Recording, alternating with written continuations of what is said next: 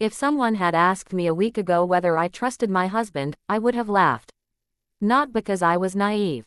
Because I believed we'd survived everything that could possibly break a marriage. 9 years together, 6 years married, 1 beautiful daughter, a cozy home in a quiet neighborhood. The kind of relationship people admired from the outside. We weren't perfect, but we were real. Or at least, I thought we were. My name is Emily, and until last Tuesday, I genuinely believed I knew the man I married. His name was Daniel. He was dependable, gentle, funny in that awkward, charming way that made everyone feel comfortable around him. He remembered birthdays. He kissed my forehead every morning before work. He still made me coffee exactly the way I liked it, 1 sugar, a splash of oat milk. Little things. The kind of things that convince you someone loves you. That Tuesday started like every other day. Daniel rushed out the door, nearly forgetting his laptop. Our 5-year-old daughter, Lily, was busy coloring dinosaurs at the kitchen table while I cleaned up after breakfast. Nothing felt unusual. Nothing hinted that my entire life was about to collapse.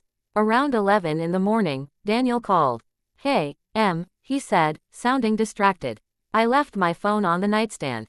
"Can you charge it? It's almost dead." "Sure, I'll grab it after work."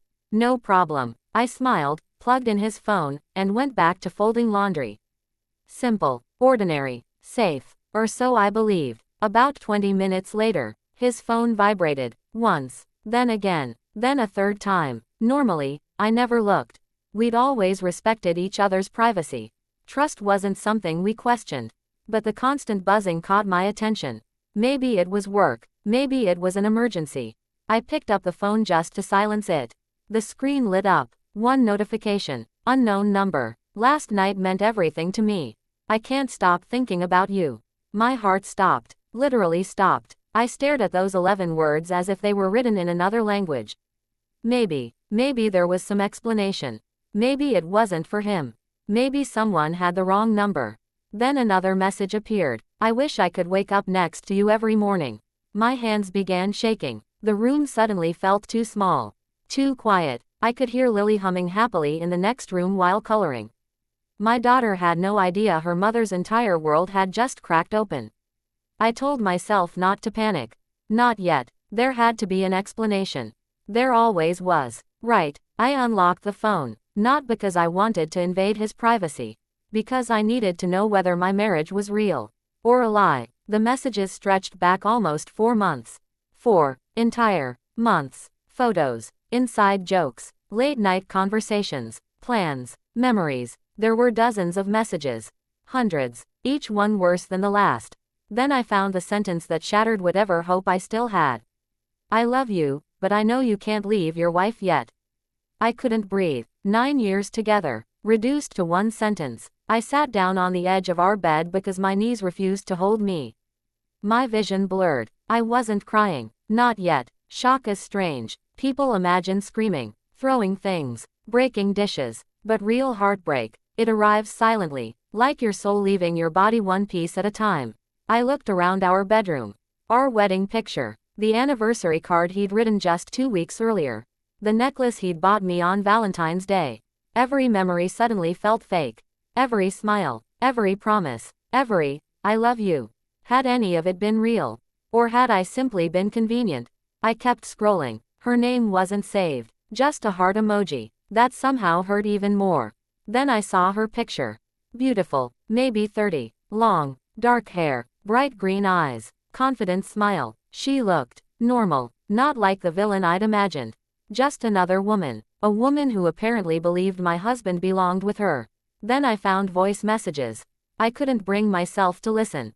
Not yet. Instead, I opened their photos. Selfies, restaurant dinners, hotel lobby mirrors, a picture of his hand holding hers.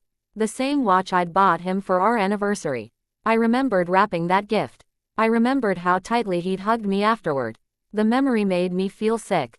A tear finally escaped. Just one. Then another. Soon I couldn't stop. I cried so hard I had to cover my mouth so Lily wouldn't hear me.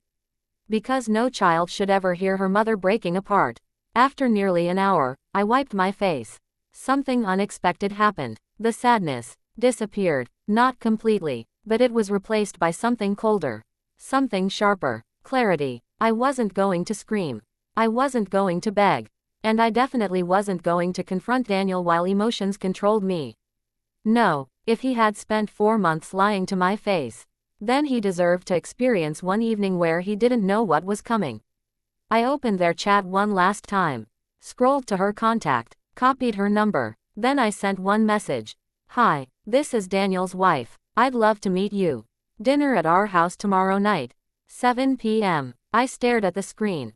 3 dots appeared almost immediately. She was typing. My heartbeat echoed through the silent bedroom.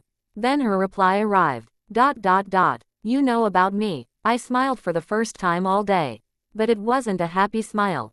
It was the smile of someone who had stopped fearing the truth. I typed only 4 words.